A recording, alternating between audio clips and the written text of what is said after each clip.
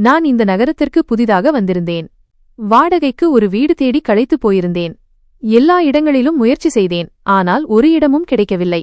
பிறகு கடைசியில் என் நண்பன் ஒருவன் எனக்கு ஒரு வீட்டை குறித்துச் சொன்னான்.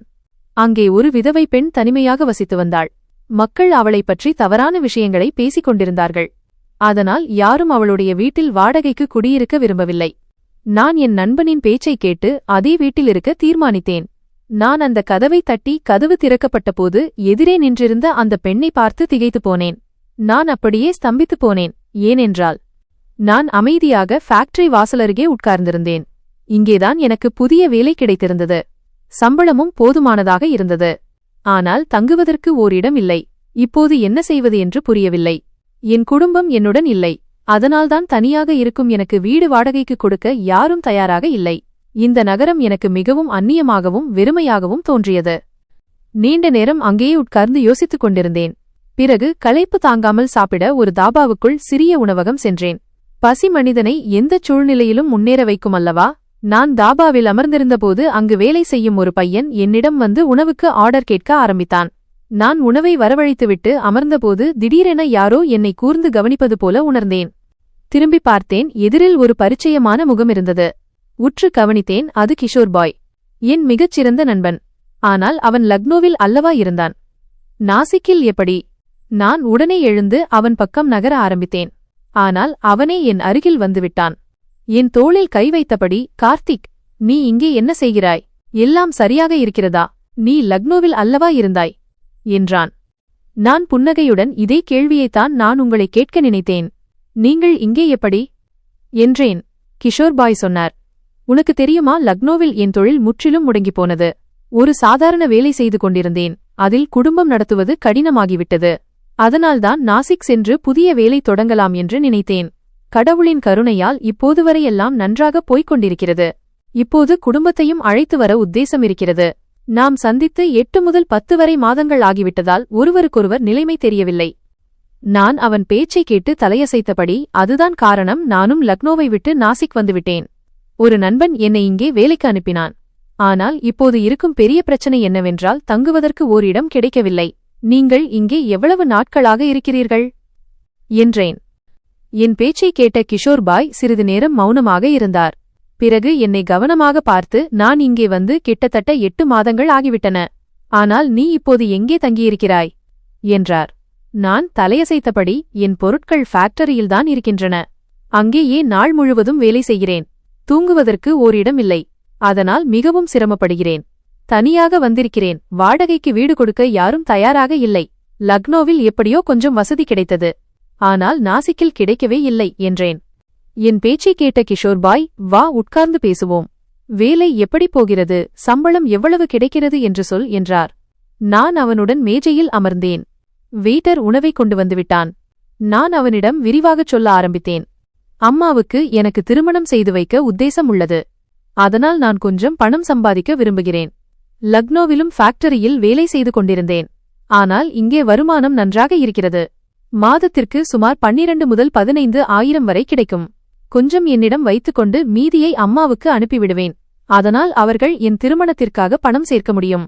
ஆனால் இங்கே இருக்கும்போது தங்குவதற்கு இடம் கிடைக்காததால் மிகவும் கவலைப்படுகிறேன். அவன் சிரித்தபடி, நானும் இங்கே வந்து அதிக காலம் ஆகவில்லை. அதிக நபர்களுடன் பழக்கமில்லை. ஆனால் உனக்கு நான் ஒரு ஏற்பாடு நிச்சயம் செய்வேன். எனக்கு தெரிந்த சில நபர்கள் இருக்கிறார்கள். அவர்கள் இந்த விஷயத்தில் உதவ முடியும் என்றார். அவன் பேச்சை கேட்டதும் நான் உடனே கேட்டேன், நீங்கள் இப்போது எங்கே தங்கியிருக்கிறீர்கள் என் கேள்விக்கு அவன் சில நொடிகள் மௌனமாக இருந்தார். பிறகு, இப்போது நான் என் கடையிலேயே இரவில் தூங்கிவிடுகிறேன். எனக்காகவும் இதுவரை ஓரிடம் பார்க்கவில்லை. மனைவியும் குழந்தைகளும் வந்த பிறகு வாடகைக்கு ஒரு அறையை எடுத்துக்கொள்வேன். எனக்கு கிடைத்துவிடும். ஆனால் உனக்கு சற்று கடினமாக இருக்கும் என்றார். அவன் பேச்சை கேட்டு நான் சில நொடிகள் மௌனமாக இருந்தேன். இன்று இரவு என்னையும் கடையில் தூங்க அனுமதிக்க சொல்லலாமா என்று மனதில் தோன்றியது. ஆனால் அவனே அந்த பேச்சை எடுக்காததால் அவனை சிரமப்படுத்த வேண்டாம் என்று முடிவு செய்தேன். நாங்கள் இருவரும் உடன் சாப்பிட்டோம். சாப்பிட்ட பிறகு அவன் வற்புறுத்தி பில் கொடுக்க முன்வந்தான். ஆனால் நான் மறுத்துவிட்டேன். பணத்தை கொடுத்துவிட்டு நாங்கள் ஒருவருக்கொருவர் எண்களை பரிமாறிக்கொண்டோம். ஏனென்றால் பழைய எண்கள் இரண்டுமே செயல்படவில்லை. அங்கிருந்து கிளம்பும் நேரத்தில் என் கையை பிடித்து, விரைவில் உன்னை தொடர்பு கொள்வேன். என்னிடம் அடிக்கடி மக்கள் வந்து போவார்கள். உனக்கு தங்குவதற்கு இடம் நிச்சயம் கிடைக்கும் என்றார். நான் அவன் தோளில் கை வைத்தபடி, கிஷோர்பாய், எவ்வளவு சீக்கிரம் முடியுமோ அவ்வளவு சீக்கிரம் எனக்கு உதவுங்கள். இல்லையென்றால் இன்று இரவு நான் நடைபாதையில்தான் தூங்க வேண்டியிருக்கும் என்றேன். இந்த வார்த்தைகளை நான் வேண்டுமென்றே சொன்னேன். ஒருவேளை அவன் மனதில் கருணை வந்து தன் கடையிலேயே தங்க அனுமதி கொடுக்கலாம் என்று நம்பினேன். ஆனால் அவனுக்கு அப்படிப்பட்ட எண்ணம் இல்லை போலிருந்தது. சிறிது நேரம் கழித்து அவன் என்னிடம் விடைபெற்றுச் சென்றான். நான் அமைதியாக ஹோட்டல் அருகில் இருந்த ஒரு பெஞ்சில் உட்கார்ந்தேன். நாளை முதல் நான் ஃபேக்டரியில் வேலை தொடங்க வேண்டும். பகல் முழுவதும் அங்கே கழியும். ஆனால் இரவின் கவலை என்னை தின்று கொண்டிருந்தது. ஹோட்டலில் தங்குவது இப்போது சாத்தியமில்லை. வருமானம் அவ்வளவு இல்லை. ஆமாம், ஒரு சிறிய அறை வாடகைக்கு கிடைத்தால் நன்றாக இருக்கும். ஆனால் யாரும் கொடுக்க தயாராக இல்லை. வீட்டில் வாடகைக்கு ஒரு அறை கிடைத்துவிட்டதாக பொய் சொல்லியிருந்தேன். அதனால் அம்மா கவலைப்பட மாட்டார். ஆனால் உண்மை என்னவென்றால், பிழைப்புக்காக மனிதன் பல தியாகங்களை செய்ய வேண்டியிருக்கிறது. சிலருக்கு தூக்கத்தை, சிலருக்கு குடும்பத்தை மற்றும் சிலருக்கு தங்குமிடத்தை. என்னுடைய 3 தியாகங்களும் ஒன்றாகவே போய்க் கொண்டிருந்தன. நீண்ட நேரம் ஹோட்டலுக்கு வெளியே அமர்ந்த பிறகு நான் தூங்குவதற்கு ஓர் இடத்தை தேட ஆரம்பித்தேன். சாலையில் நடந்து கொண்டே நான் குடிசைகள் நிறைந்த பகுதிக்கு வந்து சேர்ந்தேன். அங்கே சிலர் பிச்சை எடுத்துக் கொண்டிருந்தார்கள். சிலர் தரையில் படுத்திருந்தார்கள். நான் யோசனையில் ஆழ்ந்தேன். நான் இங்கேயே தங்க வேண்டுமா அல்லது முன்னேற வேண்டுமா? என் பையில் கொஞ்சம் பணமும் மொபைலும் இருந்தது. இங்கேயே தூங்கினால் காலையில் இரண்டும் காணாமல் போய்விடுமோ என்று பயந்தேன். அதனால் நான் முன்னேற முடிவு செய்து சாலையில் தனியாக நடந்து கொண்டிருந்தேன். அங்கே எந்த பிச்சைக்காரரோ அல்லது சாமியாரோ இல்லை. ஆமாம், தொலைவில் மக்கள் தங்கள் பொருட்களை விற்றுக் கொண்டிருந்தார்கள். நானும் சென்று ஒரு ஓரத்தில் உட்கார்ந்தேன். வெளிச்சம் வந்து கொண்டிருந்ததால் உடனே படுப்பது சரியாக தோன்றவில்லை. நேரம் வேகமாகச் சென்று கொண்டிருந்தது. சிறிது நேரத்திற்குப் பிறகு எல்லா இடங்களிலும் அமைதி பரவ ஆரம்பித்தது. களைப்பு தாங்காமல் நான் அங்கேயே நடைபாதையில் படுத்தேன். எப்போது தூங்கிப்போனேன் என்று தெரியவில்லை. காலத்தின் ஓட்டம் நின்றதும் இல்லை, நிற்கப் போவதும் இல்லை. என் கண்கள் சூரியனின் முதல் கதிரில் திறந்தன. சிறிது நேரம் புரண்டு படுத்தேன். ஆனால் வெயில் நேரடியாக கண்களில் பட்டபோது தூக்கம் மறைந்துவிட்டது. நான் எழுந்து உட்கார்ந்தேன். பையிலிருந்து மொபைலை எடுத்தபோது காலை 7:30 மணி ஆகியிருந்தது. சற்று முன்னதாகவே எழுந்திருந்தால் காலை பூஜையை செய்திருக்கலாமே என்று வருத்தப்பட்டேன். நான் தினசரி சந்தியா பூஜை செய்பவன். அதை கைவிடுவது எனக்கு தவறாக தோன்றியது. சிறிது நேரம் அங்கேயே உட்கார்ந்து என் சோர்வை தணித்துக் கொண்டிருந்தேன். பிறகு களைப்பு தாங்காமல் அருகிலிருந்த ஒரு ஹோட்டலை நோக்கிச் சென்றேன். அதனால் முகம், கைகளை கழுவி காலை உணவு அருந்திவிட்டு வேலைக்குச் செல்லலாம். அங்கு சென்றபோது எனக்கு தண்ணீர் கிடைத்தது. இங்கே உள்ளவர்கள் நல்ல மனதுடன் மற்றும் உதவும் குணம் கொண்டவர்கள். ஆனால் தூங்குவதற்கு யாரும் இடம் கொடுக்கவில்லை. இது என்ன விதமான விதியோ தெரியவில்லை. குடும்பம் உடன் இருந்தால் இடம் கிடைக்கும், இல்லையென்றால் இல்லை. இந்த தேவையில்லாத கவலை என் தலையில் ஏறி உட்கார்ந்துவிட்டது. முகம், கைகளை கழுவிய பிறகு நான் ஒரு நாற்காலியில் அமர்ந்து காலை உணவு ஆர்டர் செய்தேன். சிறிது நேரத்தில் டீயும் பிஸ்கட்டும் என் முன்னால் வைக்கப்பட்டன. முதல் கவளம் வாயில் வைத்தவுடனேயே அம்மாவின் நினைவு வந்தது. காலையில் தன் கைகளால் எனக்கு காலை உணவு ஊட்டிவிடுவார். எனக்கு 24 வயதாகியிருந்தாலும் அவர் கண்களுக்கு நான் இன்றும் அதே சிறிய குழந்தைதான். நான் என் நகரத்தை விட்டு இந்த அந்நிய நகரத்திற்கு புறப்பட்டபோது அம்மா அதிகம் அழுதார். உன் இல்லாமல் வீடு சூனியமாகிவிடும் என்றார். நான் மௌனமாக இருந்தேன். ஏனென்றால் என்னிடம் பதிலில்லை. நான் கட்டாயப்படுத்தப்பட்டேன். வேலைக்காக மனிதன் பல விஷயங்களை விட்டுவிட வேண்டியிருக்கிறது. தன் வீடு, தன் நகரம், ஏன் தன் தாயை கூடத்தான். காலை உணவு சாப்பிட்ட பிறகு நான் நேராக ஃபேக்டரியை நோக்கிச் சென்றேன். ஃபேக்டரியின் நேரம் காலை 9:15 மணி. ஆனால் நான் காலை 8:30 மணிக்கே புறப்பட்டுவிட்டேன். அங்கு போய்ச் சேர அரை மணி நேரம் ஆனது. பிறகு 15 நிமிடங்கள் வெளியே உட்கார்ந்து காத்திருக்க வேண்டும். ஏனென்றால் காலை 9:15 மணிக்கு முன் எந்த தொழிலாளியும் உள்ளே செல்ல அனுமதியில்லை. நீண்ட பயணம் செய்து நான் ஃபேக்டரியை அடைந்தபோது கடிகாரத்தில் காலை 9 மணி ஆகியிருந்தது. செக்யூரிட்டி என்னை தடுத்தார். கம்பெனி சரியாக காலை 9:15 மணிக்குத்தான் திறக்கும். அதுவரை இங்கேயே உட்காரு என்றார். நான் அமைதியாக வாசலருகே அமர்ந்தேன். அவர் சிரித்தபடி சொன்னார், இவ்வளவு கட்டுப்பாட்டுடன் வந்திருக்கும் முதல் தொழிலாளி நீங்கள்தான். ஆனால் இதெல்லாம் ஆரம்பகால ஆர்வம்தான். நாட்கள் செல்லச் செல்ல எல்லோருக்கும் விஷயம் புரியும். பிறகு மக்கள் தாமதமாக வர ஆரம்பிப்பார்கள். மேலாளர், காண்டிராக்டர் மற்றும் தொழிலாளிகள் என அனைவரும் பெரும்பாலும் தாமதமாகவே வந்தனர். பல சமயங்களில் முதலாளிதானே ஃபேக்டரிக்கு வந்து காண்டிராக்டரோ அல்லது தொழிலாளியோ வரவில்லை என்றால் எல்லோரையும் நன்றாக கவனிப்பார் என்றார் அந்த ஆள் என்னை பார்த்து. நீங்கள் மிகவும் நேர்மையானவர். உங்களைப் பற்றி முதலாளியிடம் நிச்சயம் பேசுவேன் என்றார். அவர் பேச்சைக் கேட்டு நான் பதில் எதுவும் சொல்லவில்லை. அவர் இந்த புகழ்ச்சியை ஏதோ ஒரு சுயநலத்திற்காகவோ அல்லது ஆசைக்காகவோ தான் செய்கிறார் என்று எனக்கு முழுமையாக தெரியும். ஆனால் அவருக்கு எதையும் கொடுக்க எனக்கு எண்ணமில்லை. நான் அமைதியாக உட்கார்ந்து ஃபேக்டரி வாசலை பார்த்து கொண்டிருந்தேன். மனதில் எனக்கு தங்குவதற்கு ஓர் இடம் கிடைக்க வேண்டும் என்று பிரார்த்தனை செய்து கொண்டிருந்தேன். நடைபாதையில் தங்குவது எனக்கு மிகவும் கடினமாகிவிட்டது. நேரம் வேகமாக ஓடியது. முழுமையாக 15 நிமிடங்கள் கழிந்தன. கதவு திறந்ததும் நான் உள்ளே சென்றேன். நேராக என் லாக்கர் பக்கம் சென்றேன். ஒவ்வொரு தொழிலாளிக்கும் ஒரு லாக்கர் கொடுக்கப்பட்டிருந்தது. அதில் அவர்கள் தங்கள் அவசியமான பொருட்களை வைத்துக் கொள்ளலாம். என் பொருட்கள் கொஞ்சம் அதிகமாக இருந்ததால் எனக்கு 3 லாக்கர்கள் கொடுக்கப்பட்டிருந்தன. காண்டிராக்டர் கட்டாயத்தின் பேரில் எனக்கு நிறைய உதவி செய்திருந்தார். நான் துணிகளை எடுத்து இயந்திரத்தின் அருகில் வைத்துவிட்டு கழிவறைக்கு சென்று ஆடை மாற்றினேன். பிறகு என் பிரிவை நோக்கி சென்றேன். இது என் முதல் நாள். அதனால் நான் எந்த தவறும் செய்ய விரும்பவில்லை. எனக்கு எந்த இயந்திரத்தில் வேலை கொடுக்கப்படும் என்று தெரியவில்லை. ஆனால் வேலையின் அனைத்து நுணுக்கங்களும் எனக்கு நன்றாக தெரியும். சிறிது நேரத்தில் ஃபேக்டரி வேலை தொடங்கியது.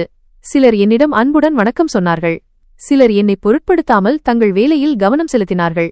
நான் காண்டிராக்டருக்காக காத்திருந்தேன். இந்த வேலையை எனக்கு என் நண்பன் வாங்கிக் கொடுத்தான். அவன் இதே நகரத்தில் வசித்தான். காண்டிராக்டருக்கு நெருக்கமான அறிமுகமானவன். சுமார் காலை 10:30 மணிக்கு காண்ட்ராக்டர் வந்தார். நான் உடனே என் இடத்திலிருந்து எழுந்தேன். அவர் என்னை பொருட்படுத்தாமல் மற்ற தொழிலாளர்களுடன் பேசினார். சிலருக்கு புரிய வைத்தார், சிலரை கடிந்து கொண்டார் மற்றும் சிலருடன் சிரித்து பேசினார். சுமார் அரை மணி நேரம் கழித்து அவர் என் பக்கம் வந்தார். சபாஷ், செக்யூரிட்டி, நீ சமயத்தை கடைப்பிடிப்பவன் என்று சொன்னார். ஆனால் பார் லாக்கர் அருகில் என் அனுமதி இல்லாமல் உனக்குச் செல்ல அனுமதி இல்லை. உனக்கு 3 லாக்கர்கள் கொடுக்கப்பட்டுள்ளன. அதனால் இனிமேல் கவனமாக இரு. முதலாளியிடம் இருந்து போன் வந்திருந்தது. அவர் உன்னை கேமராவில் பார்த்திருக்கிறார். இது போன்ற செயலால் திருட்டுப் பழியும் வரலாம். நான் உடனே, மன்னிக்கவும், இன்று என் முதல் நாள். எனக்கு விதிகள் தெரியவில்லை. தயவு செய்து எனக்கு விதிகளை புரிய வையுங்கள் என்றேன். அவர் தலையசைத்தபடி, இங்கே தனிப்பட்ட விதிகள் எதுவும் இல்லை. இனிமேல் எந்த பிரச்சனையும் வராமல் பார்த்துக்கொள். நீ உன் வீட்டையும் குடும்பத்தையும் விட்டுவிட்டு இங்கே வந்திருக்கிறாய். இனிமேல் இதுதான் உன் கர்மபூமி என்றார். அந்த ஆள் அறிவாளியாகவும் மென்மையான சுவாவம் கொண்டவராகவும் இருந்தார். பேசும் விதமும் மிகவும் நன்றாக இருந்தது. நான் ஏதாவது பேசுவதற்குள் அவர், நான் உன்னை ஒரு இயந்திர இயக்குநராக, மெஷின் ஆபரேட்டர் வேலைக்கு வைக்கிறேன். நீ உன் வேலையில் மிகவும் திறமையானவன் என்று உன் நண்பன் சொன்னான் என்றார். நான் உடனே, ஆமாம், நான் என் முந்தைய கம்பெனியில் ஒரு நல்ல கைவினைஞராக இருந்தேன். ஆனால் அங்கே சில விஷயங்கள் நடந்தன. அதனால் நான் வேலையை விட்டுவிட வேண்டியிருந்தது. அவர்கள் சரியான நேரத்தில் பணம் கொடுப்பதில்லை, தொழிலாளிகளை மதிப்பதும் இல்லை. மனிதன் காய்ந்த ரொட்டியை சாப்பிடலாம், ஆனால் மரியாதை கிடைக்க வேண்டும். அதுதான் அவனது உரிமை என்றேன். என் பேச்சை கேட்ட அவர் தலையசைத்து என்னை இயந்திரம் பக்கம் அழைத்து சென்றார். இது ஒரு புத்தகங்கள் தயாரிக்கும் ஃபேக்டரி. இங்கே காகிதங்கள், நோட்டு புத்தகங்கள் மற்றும் புத்தகங்கள் தயாரிக்கப்பட்டன. பெரிய பெரிய இயந்திரங்கள் பொருத்தப்பட்டிருந்தன. ஆனால் காகிதத்தின் சூடு எனக்கு சற்றும் பிடிக்கவில்லை. எனக்கு அடிக்கடி உடல்நிலை சரியில்லாமல் இருப்பது போல உணர்ந்தேன். ஆனால் கட்டாயத்தின் பேரில் நான் இந்த வேலையை கற்றுக்கொள்ள வேண்டியிருந்தது. இந்த வயதில் மீண்டும் புதிய வேலை கற்க மனமில்லை. இருந்தாலும் அவர் எனக்கு இயந்திரத்தை காட்டி அதன் அனைத்து பாகங்களையும் வேலை செய்யும் முறைகளையும் விளக்க ஆரம்பித்தார். அதே சமயம் நானும் ஒவ்வொரு விஷயத்தையும் கவனமாக கேட்டு புரிந்து கொள்ள ஆரம்பித்தேன். நான் அதிகமாக படிக்கவில்லை, ஏனென்றால் என் பள்ளி படிப்பு அங்கே குறைந்து போயிருந்தது. எனக்கு 2 சின்ன சகோதரிகளும் ஒரு பெரிய சகோதரனும் இருந்தனர். மொத்த குடும்ப பொறுப்பும் அப்பாவின் தோளில் இருந்தது. நாங்கள் 2 சகோதரர்களும் அப்பாவுக்கு துணையாக நிற்கவில்லை என்றால் இன்று எங்களுக்கு சொந்த வீடோ வண்டியோ இருந்திருக்காது. எங்கள் சகோதரிகளின் திருமணத்தையும் முடித்திருக்க முடியாது. சின்ன வயதிலேயே நானும் என் சகோதரனும் அப்பாவுடன் வேலைக்குச் செல்ல ஆரம்பித்தோம். அப்பாவுக்கு கையால் வேலை செய்ய தெரியும். அதனால் அவரது கூலி அதிகமில்லை. ஆனால் நானும் என் சகோதரனும் இயந்திரம் ஓட்டக் கற்றுக்கொண்டோம். ஆரம்பத்திலிருந்தே எங்கள் நாட்டம் பெரிய வேலைகள் மீதுதான் இருந்தது. அதனால்தான் இன்று நாங்கள் இருவரும் வெற்றியாளர்களாக இருக்கிறோம். என் சகோதரன் சூரத் நகரில் ஒரு பெரிய கம்பெனியில் இயந்திர இயக்குநராக இருந்தான். அவனது பதவி என்னை விட உயர்ந்ததாக இருந்தது.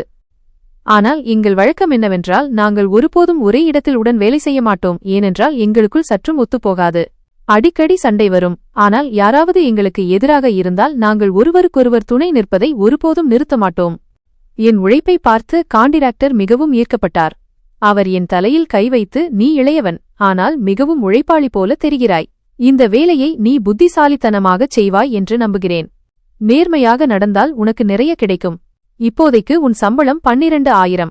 வருங்காலத்தில் அதை அதிகரிக்க பற்றி பேசுவேன். போனஸும் கிடைக்கும், விடுமுறையும் கிடைக்கும். நீ மட்டும் நேர்மையாக வேலை செய் என்றார். இவ்வளவு சொல்லிவிட்டு அவர் தன் இடத்துக்கு திரும்ப ஆரம்பித்தார். ஆனால் நான் உடனே அவரை கூப்பிட்டேன்.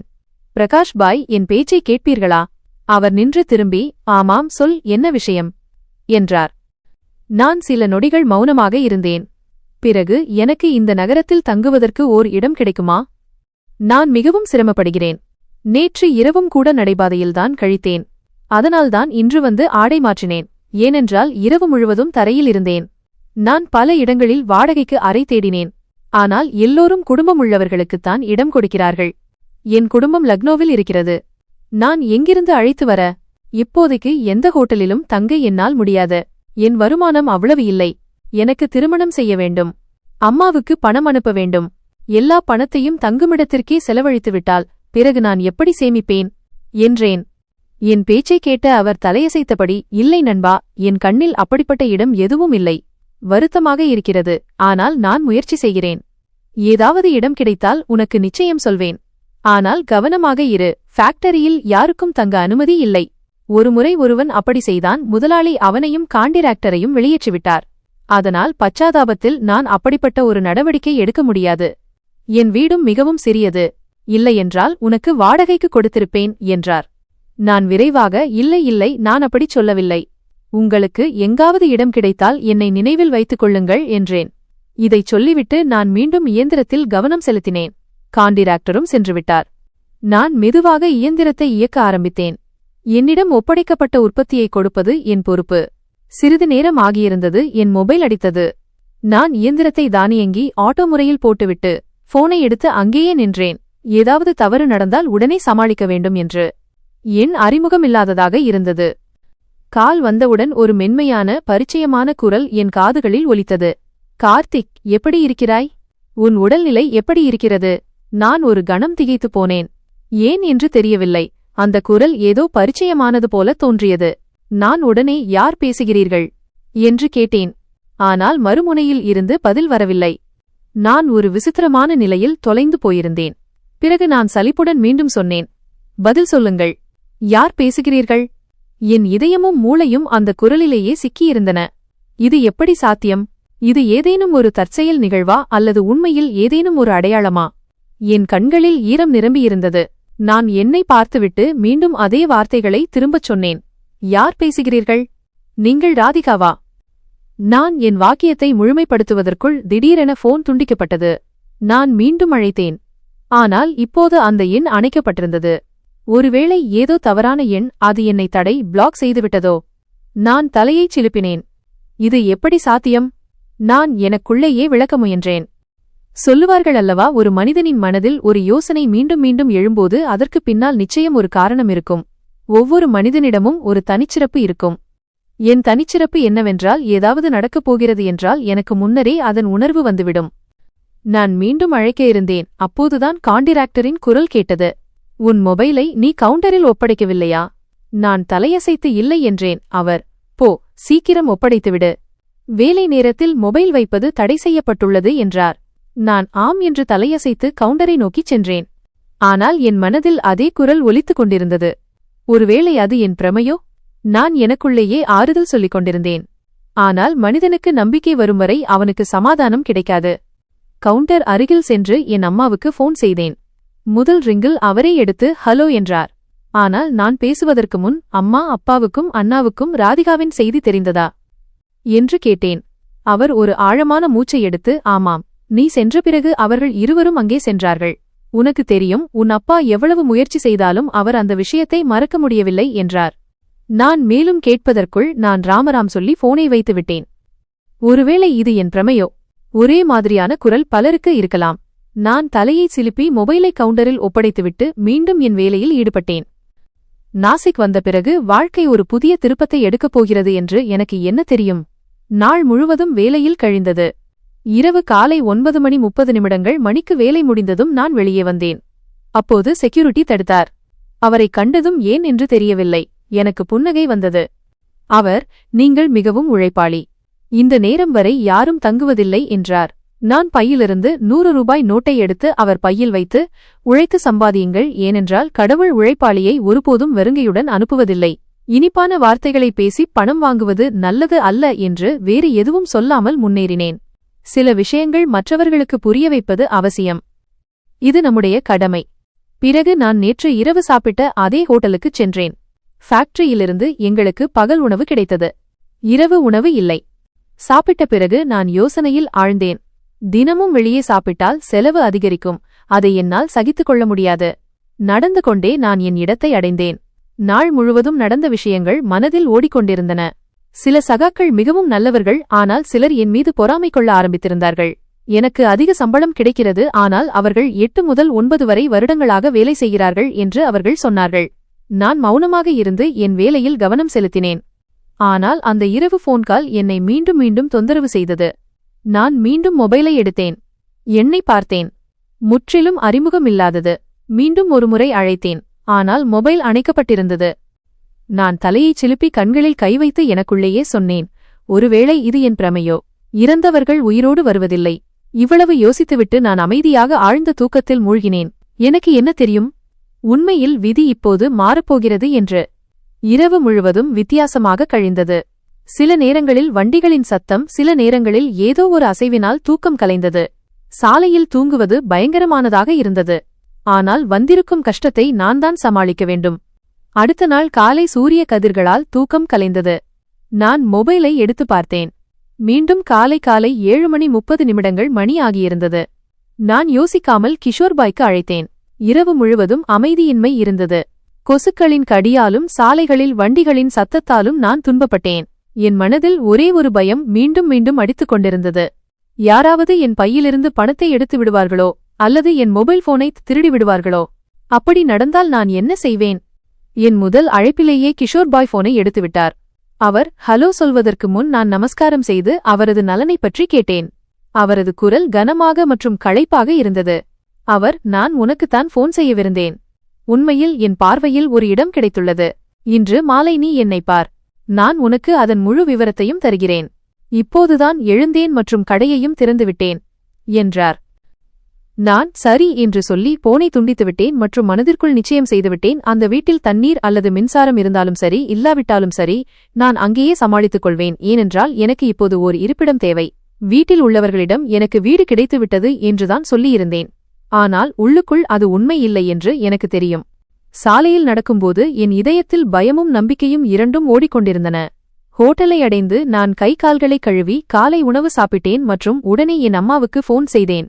நேற்று நான் அவசரமாக பேசியதால் அவர் நாள் முழுவதும் கவலைப்பட்டிருப்பார் என்று எனக்கு தெரியும். என் முதல் அழைப்பிலேயே அவர் போனை எடுத்துவிட்டார். நான் ஏதோ சொல்ல ஆரம்பித்தேன். அதற்கு முன் அவர், எப்படி இருக்கிறாய் மகனே? ஒரு வேலை செய், நீ திரும்பி வந்துவிடு.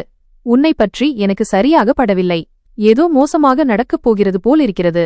நான் உன்னை பற்றி நல்ல கனவு காணவில்லை என்றார். நான் சிரித்தபடி, அம்மா தயவு செய்து எனக்கு டென்ஷன் கொடுக்க நான் உங்களுக்கு போன் செய்யவில்லை. உங்களிடம் சிறிது நிம்மதியான விஷயங்களை பேச வேண்டும். உங்கள் நலனை பற்றி கேட்க வேண்டும். நீங்கள் சரியாக இருக்கிறீர்களா? வீட்டில் எல்லோரும் சரியாக இருக்கிறார்களா என்றேன். அம்மா பதில் சொன்னார், ஆமாம், இங்கே எல்லாம் சரியாக இருக்கிறது. ஆனால் உன்மீது எனக்கு ரொம்ப கவலை இருக்கிறது. என் மனம் என் மகன் சரியாக இல்லை என்று சொல்கிறது.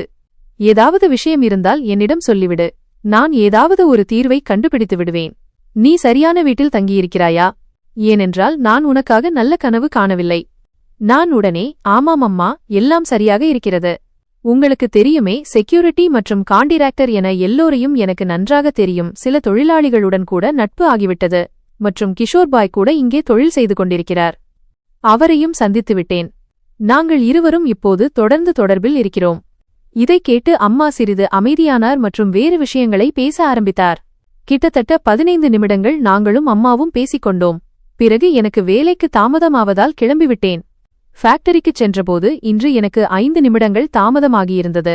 அவசரமாக உள்ளே செல்லவிருந்தேன். செக்யூரிட்டி என் கையை பிடித்து, நேற்று நீங்கள் எனக்கு ஒரு விஷயத்தை புரிய வைத்தீர்கள்.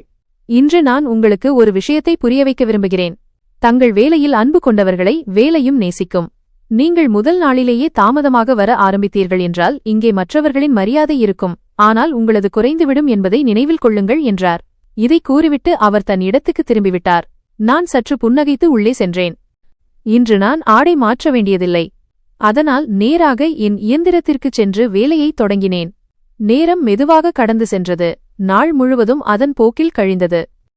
இரவு சுமார் காலை 9:30 மணிக்கு வேலை முடித்து நான் ஹோட்டலை நோக்கி நகர்ந்தேன்.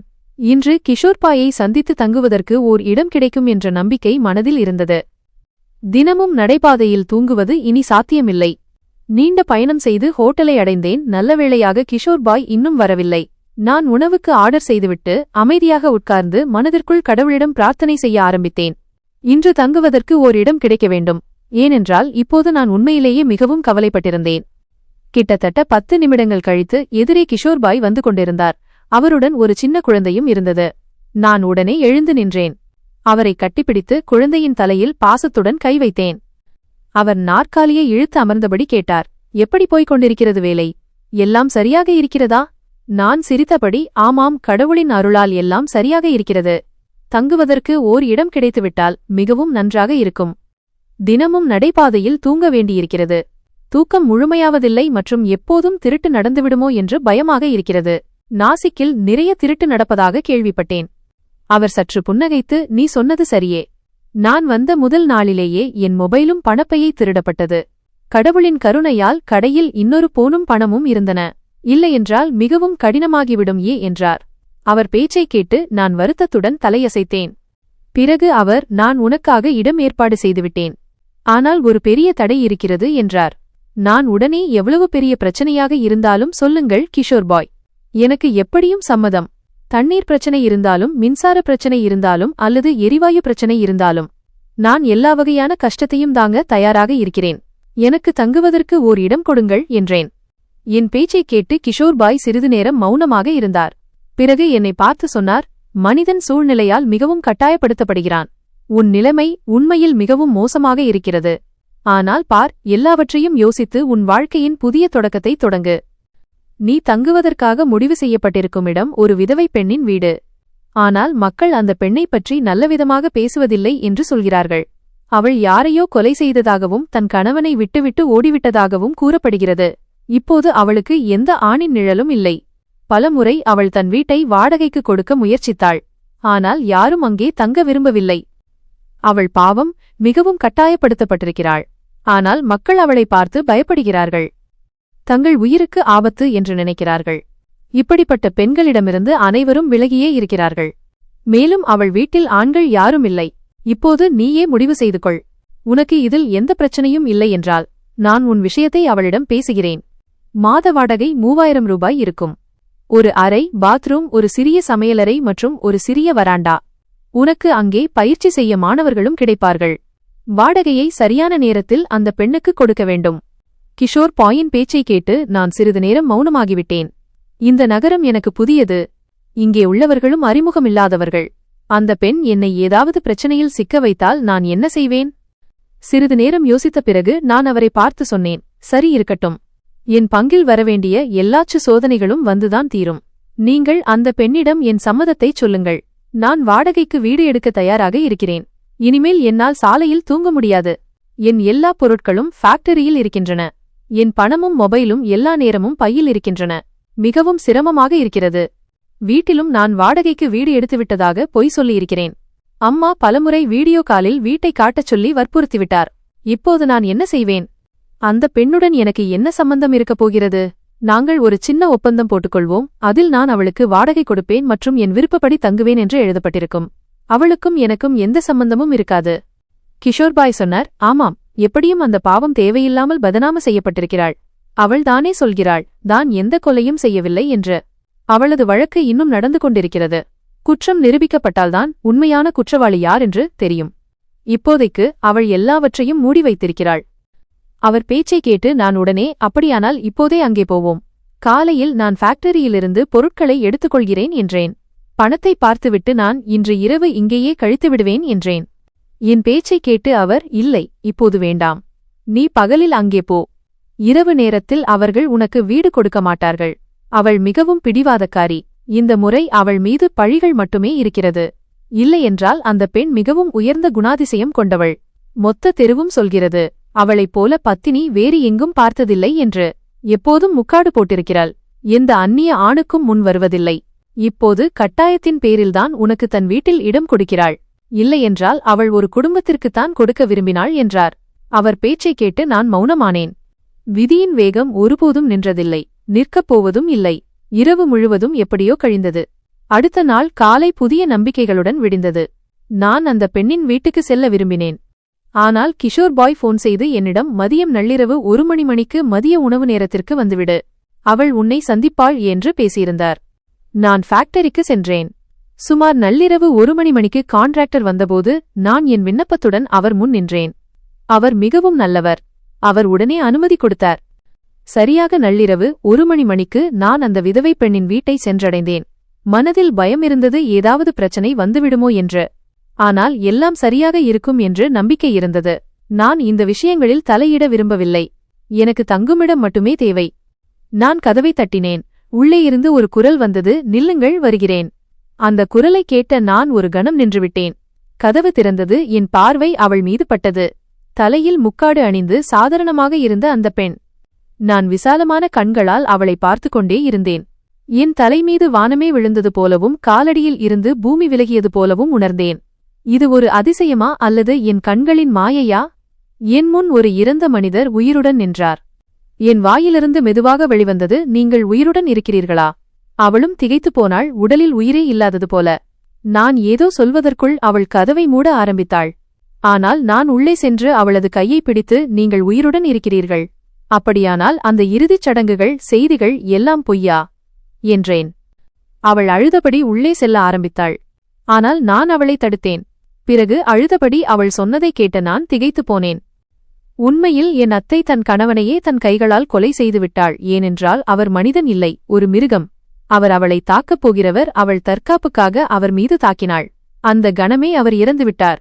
பயத்தின் காரணமாக அவள் அழுதபடி எங்கள் வீட்டுக்கு வந்தாள்.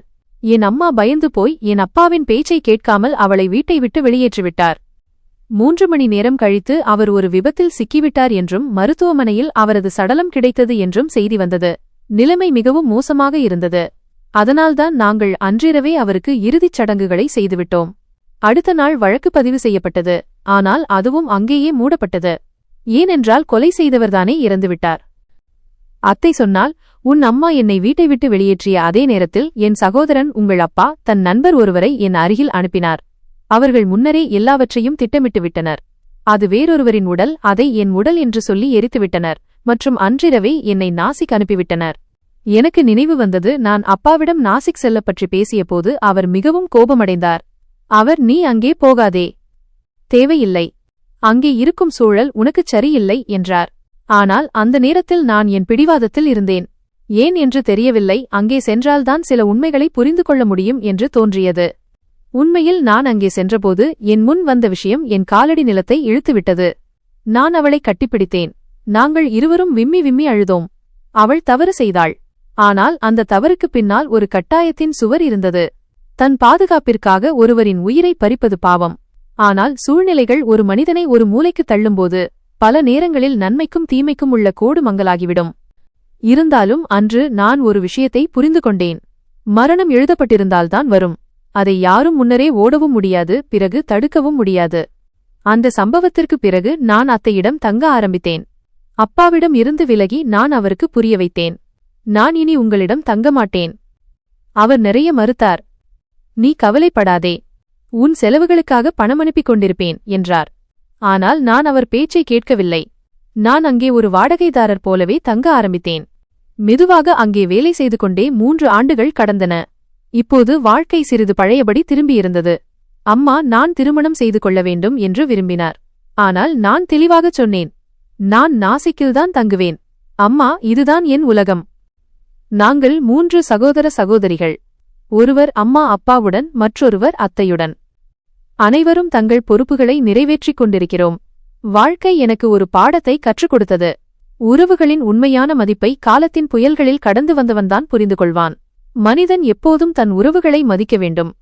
ஏனென்றால் கெட்ட நேரம் வரும்போது அந்த உறவுகள்தான் நமக்கு துணையாக நிற்கும். இன்று எனக்கு நிம்மதியாக இருக்கிறது. என் அப்பா அந்த நேரத்தில் செய்தது சரியே. அவர் தன் சகோதரியை காப்பாற்றினார். அவளது மரியாதையை பாதுகாத்தார். தவறுகள் மனிதர்களிடம் நடக்கும். ஆனால் உறவுகளின் நோக்கம் சுத்தமாக இருந்தால் கடவுளும் கூட மன்னித்து விடுவார். கடைசியில் நான் இதுதான் சொல்ல முடியும். இரத்த உறவு ஒருபோதும் பிரிவதில்லை. நேரம் எவ்வளவு தூரத்தை உருவாக்கினாலும் ஆனால் மனதில் அன்பு இருக்கும் வரை ஒவ்வொரு உறவும் அமரத்துவம் பெறுகிறது. நான் அத்தையை கட்டிப்பிடித்தேன். நாங்கள் இருவரும் விம்மி விம்மி அழுதோம். இவ்வளவு பெரிய உண்மையின் சுமையை அத்தை இத்தனை ஆண்டுகளாக தாங்கிக் கொண்டிருந்தாள். அவளது கண்ணீர் நிற்கவே இல்லை. அவள் மீண்டும் மீண்டும், என்னை மன்னித்துவிடு கார்த்திக், என்னை மன்னித்துவிடு, நான் எவ்வளவு கட்டாயப்படுத்தப்பட்டேன் என்றாள். நான் அவளது தலையில் பாசத்துடன் கை வைத்து, போதும் அத்தை, இனிமேல் வேண்டாம். நான் இங்கே இருக்கிறேன் அல்லவா, இப்போது நீங்கள் தனிமையில் இல்லை என்றேன். அத்தை என்னை கட்டிப்பிடித்தாள். நாங்கள் இருவரும் விம்மி விம்மி அழுதோம். நாசிக்கில் வசிக்கும்போது கூட தன் ரகசியம் எங்கே வெளியாகிவிடுமோ என்று ஒவ்வொரு நொடியும் பயத்துடன் இருந்ததாக அவள் என்னிடம் சொன்னாள். அவள் தன் வீட்டின் 4 சுவர்களுக்குள் அடைபட்டு போயிருந்தாள். தெருவில் உள்ளவர்களின் மோசமான பேச்சுகளும் அவர்களின் பயமும் அவளை தினமும் துன்புறுத்தின. என் அப்பா அவளது பாதுகாப்பிற்காக இங்கே எல்லா வகையான ஏற்பாடுகளையும் செய்திருந்தார். ஆனால் அத்தையின் மனம் எங்கும் அமைதியாக இல்லை. நான் அவளுக்கு உறுதியளித்தேன், இப்போது நான் இங்கே இருக்கிறேன், எல்லாம் சரியாகிவிடும். நான் இங்கேயே தங்கி அத்தையை பார்த்துக்கொள்ள முடிவு செய்தேன். அப்பாவுக்கும் நான் நாசிக்கில்தான் தங்குவேன் என்று தெரியும். அதனால்தான் அவர் அத்தையின் விஷயத்தை யாரிடமும் சொல்லவில்லை. அடுத்த நாள் நான் கான்ட்ராக்டரிடம் பேசி என் எல்லா பொருட்களையும் ஃபேக்டரியிலிருந்து வீட்டுக்கு கொண்டு வந்தேன். இப்போது நான் அத்தையின் வீட்டில் ஒரு வாடகைதாரர் போல இல்லை, ஒரு மகன் போலவே வாழ ஆரம்பித்தேன். காலம் மெதுவாக கடந்து சென்றது. நான் என் வேலையில் முழு நேர்மையுடனும் ஈடுபாட்டுடனும் வேலை செய்து கொண்டிருந்தேன். கான்ட்ராக்டர் என் உழைப்பையும் வேலை மீதான என் அர்ப்பணிப்பையும் பார்த்தார். என் சம்பளம் உயர்ந்தது, எனக்கு போனஸும் கிடைக்க ஆரம்பித்தது. நான் என் திருமணத்திற்காக பணம் சேமிக்க ஆரம்பித்திருந்தேன் மற்றும் அம்மாவுக்காகவும் ஒவ்வொரு மாதமும் பணம் அனுப்பினேன். ஃபேக்டரியில் என் சில சகாக்கள் இப்போது என் மீது பொறாமை கொள்ள ஆரம்பித்திருந்தார்கள். எனக்கு மிகவும் விரைவில் பதவி உயர்வு கிடைப்பதாக அவர்கள் சொன்னார்கள். நான் அவர்கள் பேச்சில் கவனம் செலுத்தவில்லை, என் வேலையில் மட்டுமே கவனம் செலுத்தினேன். ஒருநாள் கான்ட்ராக்டர் என் அருகில் வந்து, கார்த்திக், உன் வேலையால் நான் மிகவும் ஈர்க்கப்பட்டேன். உன்னை சூப்பர்வைசர் பதவிக்கு உயர்த்த முதலாளி முடிவு செய்திருக்கிறார். உன் சம்பளமும் இரட்டிப்பாக்கப்படும் என்றார். இதை கேட்டு நான் ஆச்சரியப்பட்டேன் மற்றும் சந்தோஷமாக இருந்தேன். நான் கான்ட்ராக்டருக்கு நன்றி சொன்னேன். நேர்மையாக செய்யும் வேலை எப்போதும் பலன் தரும் என்று புரிந்து கொண்டேன். 3 ஆண்டுகள் கடந்துவிட்டன. என் வாழ்க்கை இப்போது சீராக வந்திருந்தது. அத்தை இப்போது முன்பை விட மகிழ்ச்சியாக வாழ ஆரம்பித்திருந்தாள். தெருவில் உள்ளவர்களும் மெதுவாக அத்தையை பற்றிய தங்கள் பார்வையை மாற்ற ஆரம்பித்திருந்தார்கள். நான் வீட்டில் தங்கியிருந்ததால் அவளுக்கும் சிறிது துணையாக இருந்தது. ஒருநாள் அம்மா எனக்கு போன் செய்து, மகனே, போதும், நீ 3 வருடங்களாக நாசிக்கில் இருக்கிறாய், இப்போது திரும்பி வந்து திருமணம் செய்து கொள் என்றார். நான் சிரித்தபடி, அம்மா, நான் நாசிக்கில்தான் தங்குவேன், இதுதான் என் உலகம், நான் அத்தையை தனியாக விட முடியாது. திருமணம் பற்றிச் சொன்னால் நான் நாசிக்கில் சந்தோஷமாக வாழக்கூடிய ஒரு பெண்ணைத்தான் திருமணம் செய்து கொள்வேன் என்றேன். அம்மா சிறிது நேரம் அமைதியாக இருந்தார். பிறகு, நீ உறவுகளின் மதிப்பை உண்மையில் புரிந்து கொண்டிருக்கிறாய். உன் அப்பா செய்தது சரியே. அவர் தன் சகோதரியை காப்பாற்றினார் மற்றும் நீ இன்று உன் அத்தைக்கு துணையாக இருக்கிறாய். நான் உன் மீது பெருமைப்படுகிறேன் என்றார். எனக்கும் என் அத்தைக்கும் உள்ள உறவு எனக்கு ஒரு விலைமதிப்பற்ற பாடத்தை கற்றுக் கொடுத்தது. வாழ்க்கையில் பல நேரங்களில் சரியானதற்கும் தவறானதற்கும் இடையேயுள்ள கோடு மங்கலாகிவிடும். அத்தை செய்தது ஒரு குற்றம், ஆனால் அவள் அதை தன் உயிரை காப்பாற்றிக் கொள்ள செய்தாள். அப்பா தன் சகோதரியை காப்பாற்ற பெரிய ஆபத்தை எடுத்துக்கொண்டார். இறுதியில் அவரது தியாகம்தான் பலனளித்தது. நேர்மையுடனும் உழைப்புடனும் வேலை செய்தால் வெற்றி நிச்சயம் கிடைக்கும். ஆனால் உறவுகளை மதிக்கும் மனிதன்தான் வாழ்க்கையில் உண்மையான நிம்மதியை பெறுகிறான். குடும்ப உறவுகள் இரத்தபந்தமாக இருந்தாலும் சரி அல்லது மனதால் பிணைக்கப்பட்டிருந்தாலும் சரி, அவைதான் நம் உண்மையான சொத்து. நேரமும் தூரமும் உறவுகளை பலவீனப்படுத்த முயன்றாலும், ஆனால் மனதில் அன்பும் பாசமும் இருக்கும் வரை ஒவ்வொரு உறவும் அமரத்துவம் பெறுகிறது. வாழ்க்கை எனக்கு ஒரு பாடத்தை கற்றுக் கொடுத்தது. எவ்வளவு கஷ்டங்கள் வந்தாலும் நாம் உண்மையுடனும் நல்ல நோக்கத்துடனும் அதை சமாளிக்க வேண்டும். செயல்தான் நம் அடையாளத்தை உருவாக்குகிறது. நான் என் செயல்களுக்கும் உறவுகளுக்கும் உள்ள என் பொறுப்பை புரிந்து கொண்டேன். இதுதான் உண்மையான பாடம். உறவுகளின் உண்மையான மதிப்பை காலத்தின் புயல்களில் கடந்து வந்தவன்தான் புரிந்து கொள்வான். கெட்ட நேரம் வரும்போது வலுவான உறவுகள் மட்டுமே நமக்கு துணையாக நிற்கும். உன் நோக்கத்தை சுத்தமாக வைத்து நேர்மையாக வேலை செய், ஏனென்றால் இதுதான் வாழ்க்கையின் உண்மையான அடித்தளம். குறிப்பு: கதை தமிழ்மொழியில் நிறைவு பெறுகிறது. நீங்கள் சேனலை சப்ஸ்கிரைப் செய்வது, லைக் செய்வது மற்றும் உங்கள் நகரத்தின் பெயரை குறிப்பிடுவது போன்ற பகுதியை நீக்கிவிட்டு மொழிபெயர்ப்பு நிறைவு செய்யப்பட்டுள்ளது.